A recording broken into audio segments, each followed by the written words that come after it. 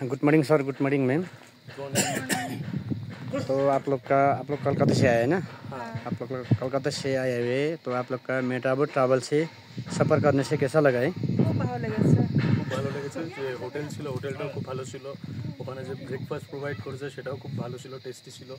আর ডিনারটাও আমাদের as per demand dinner দেওয়া হয়েছে এবং আমাদের ড্রাইভার দাদাও খুব ভালো, আমাদের খুব ভালোভাবে ঘুরিয়েছে, সব বুঝিয়ে দিয়েছে। আমরা ফুললি স্যাটিসফাইড এবং পরবর্তীতে আসলে আমরা ম্যাডউইথ ট্রাভেলসের সাথেই কন্ট্যাক্ট করে আমরা আবার ঘুরতে আসবো। तो आप लोग का होटल में खाने बैठने के लिए कुछ प्रॉब्लम तो नहीं हुआ ना? কোনো প্রবলেম হয়নি, সব কিছু ঠিকঠাক ছিল, অনেক বেটার পেয়েছি সব কিছু। যেমন কমিটমেন্ট করা হয়েছিল সেরকমই খাবার পেয়েছি, সেরকমই সব কিছু পেয়েছি। अच्छा अच्छा।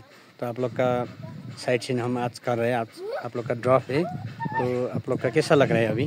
খুব সুন্দর লাগছে। সাইন্স সিন করতে করতে শিলিগুড়ি ফিরছি, যেমন বলা হয়েছিল কন্ট্যাক্ট করার সময় সেভাবেই ফিরছি।